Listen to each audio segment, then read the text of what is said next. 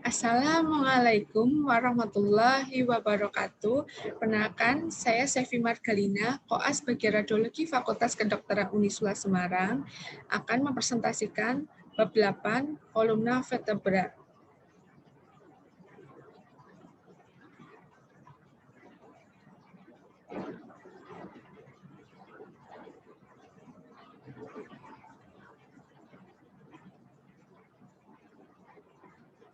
Jadi, kolumna vertebra adalah membentuk sumbu tengah kerangka dan berpusat di bidang mid-sagittal dari bagian posterior batang. Tulang belakang ini memiliki banyak fungsi. Salah satunya, yang pertama, membungkus dan melindungi sumsum tulang belakang. Kedua, menopang tengkorak di bagian superior. Ketiga, pelekatan untuk otot bagian dalam punggung dan tulang rusuk secara lateral. Pada awal kehidupan, tulang belakang biasanya terdiri dari 33 tulang kecil berbentuk tidak teratur. Tulang-tulang ini dibagi menjadi 5 kelompok. 1.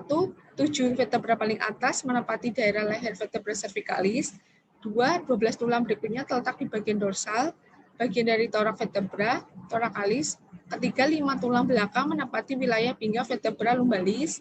Keempat, 5 vertebra berikutnya terletak di daerah panggul vertebra sacralis. Kelima, vertebra terminal juga berada di daerah panggul, bervariasi dari 3 sampai 5 jumlahnya pada orang dewasa dan disebut vertebra tulang ekor. Ini gambaran dari kolumna vertebra, itu ada A, B, dan C. A itu dia tampak anterior dari kolumna vertebra, ada cervical, thorax, lumbal, sacrum, dan tulang ekor. Kemudian yang B itu dia tampak lateral, yaitu dari kolumna vertebra itu ada bagian-bagian dan lengkungannya. Ini lengkungannya, itu ada cervical yang ini, thoracal yang ini, lumbal yang ini, dan pelvic yang ini.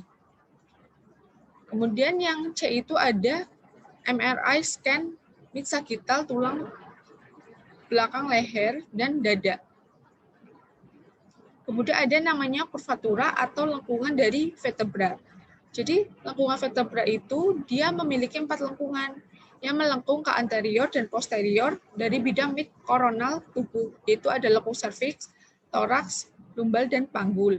Posisi anatomis kurvatura vertebral disebut sebagai cembung anterior atau cekung anterior.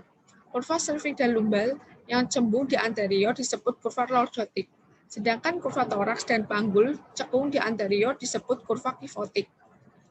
Kurva toraks dan panggul disebut kurva primer karena ada saat lahir. Kurva serviks dan lumbal disebut kurva sekunder atau kompensasi karena berkembang setelah lahir. Setiap peningkatan abnormal pada cekungan anterior atau cembung posterior dari kurva toraks disebut kifosis. Setiap peningkatan abnormal pada konveksitas anterior atau cembung posterior dari lumbal atau kurva serviks disebut lordosis. Ini gambaran A, B, dan C itu dia, A itu dia tampak anterior, itu ada skoliosis, yang ini. Kemudian yang B itu lateral, ada gambaran kifosis, ini lordosis. Kemudian yang C itu gambaran PA toraks, itu skoliosis yang sangat parah. Kemudian ada namanya vertebra tipikal. Vertebra tipikal itu terdiri dari 2 bagian utama. Yang pertama masa tulang anterior atau badan vertebra, dan bagian seperti cincin posterior lengkung vertebra. Badan dan lengkungan vertebra menutupi ruang yang disebut foramen vertebralis. Pada articulatio columna, foramen vertebralis membentuk kanal vertebralis. Ini gambaran A, tampak superior vertebra thoracalis yang menunjukkan struktur umum untuk semua daerah vertebra. Kemudian yang B, dia gambaran CT aksial vertebra lumbal menunjukkan sebagian besar anatomis yang teridentifikasi. Kemudian ada namanya vertebra cervicalis. 2 vertebra cervix yang pertama bersifat atipikal karena dimodifikasi secara struktural untuk bergabung dengan tengkorak. Vertebra ketujuh juga atipikal dan sedikit dimodifikasi untuk bergabung dengan tulang belakang toraks. Vertebra cervicalis pertama, C1, struktur seperti cincin tanpa badan dan prosesus spinosus yang sangat pendek. Atlas terdiri dari lengkungan anterior, lengkungan posterior, 2 massa lateral, dan 2 prosesus transversal. Prosesus transversal atlas lebih panjang dibandingkan dengan vertebra cervix lainnya, dan menonjol ke lateral dan sedikit ke inferior dari massa lateral. Kemudian vertebra cervicalis kedua atau C2, dia memiliki prosesus berbentuk kerucut yang kuat yang muncul dari permukaan atas badannya, disebut prosesus des atau odontoid. Berada di bagian anterior cincin atlas, berperan sebagai poros atau badan atlas. Ini gambaran atlas tampak superior C1, yang ini atlas tampak superior C2, yang C ini eksis tampak lateral. Ini gambaran MRI koronal menunjukkan atlas, eksis, dan tulang oksipital serta hubungannya. Ini ada gambaran oksipital, yang ini, atlanto, oksipital, lateral mass C1, odontoid proses C2. Kemudian ada namanya vertebra cervical ke-7 atau C7, disebut vertebral prominens. Kenapa? Karena dia memiliki prosesus spinosus yang panjang dan menonjol hampir secara horizontal ke posterior. Prosesus spinosus vertebra ini dapat dengan mudah diraba di dasar posterior leher. Lebih mudah untuk menggunakan prosesus ini sebagai panduan dalam melokalisasi vertebra lainnya. Vertebra cervical tipikal C3-6, proses transversalis vertebra cervicalis tipikal muncul sebagian dari sisi badan dan sebagian dari lengkungan vertebralis. Prosesus ini pendek dan lebar, dilubangi oleh foramina transversal untuk transmisi arteri dan vena vertebralis, dan memberikan cekungan yang dalam pada permukaan atasnya untuk lewatnya saraf tulang belakang. Prosesus articularis superior dan inferior terletak di posterior prosesus transversalis di titik di mana pedikel dan lamina bersatu. Bersama-sama dia itu membentuk namanya kolumna tulang yang pendek dan tebal yang disebut pilar artikular. Ini gambaran A, tampak superior vertebra cervicalis tipikal. Yang B ini tampak lateral vertebra cervical tipikal. Yang A, arah sendi psikopopsial cervicalis. Yang B, arah foramina intervertebralis cervicalis. Ini tampak oblik anterior vertebra cervicalis yang terlihat dari foramina, transversal intervertebralis dan sendi psikopopsial. Ini psikopopsialnya, intervertebral foraminanya, transversal foraminanya.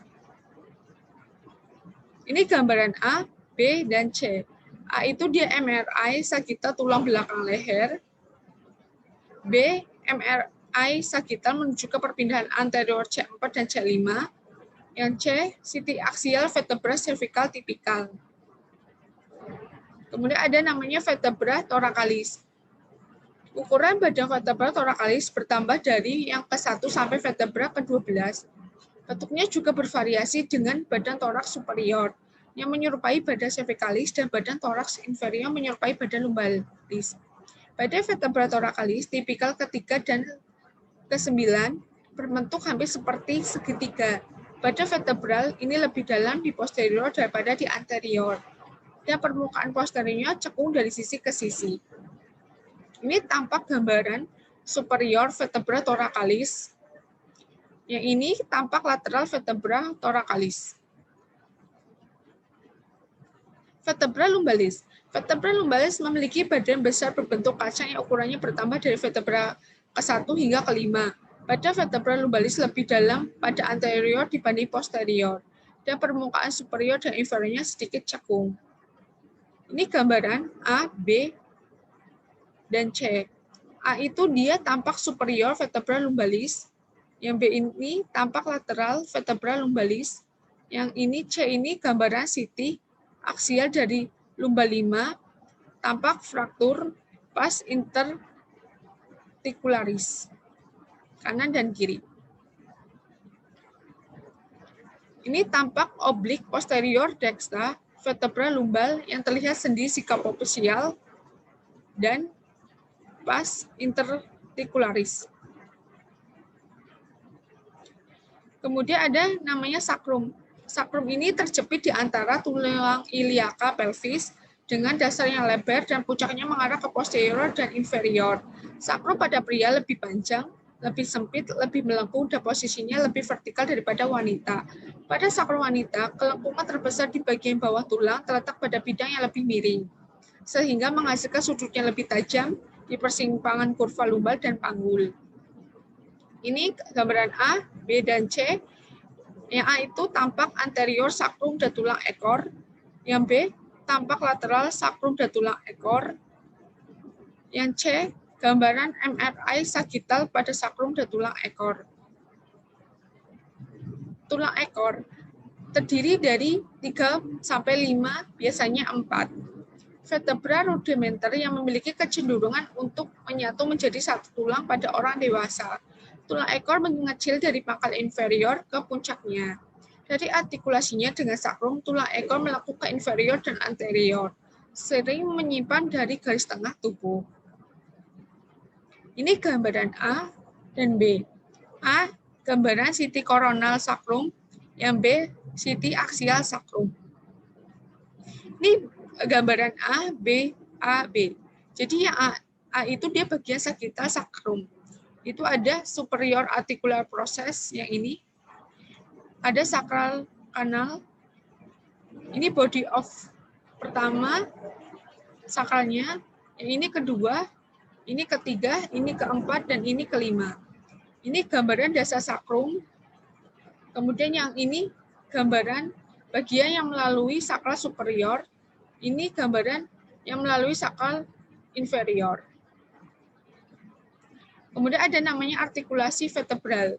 Jadi artikulasi vertebral terdiri dari 2 jenis sendi. Yang pertama sendi intervertebralis yang berada di antara 2 badan vertebral dan merupakan sendi simfisis cartilaginosa yang memungkinkan hanya sedikit pergerakan.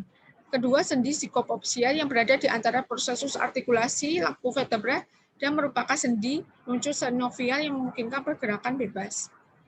Ini gambaran A, itu gambaran CT scan tulang belakang leher yang menunjukkan sendi psikopopsial. Ini ada C2, inferior articular process, superior articular process, psikopopsial, kemudian C6.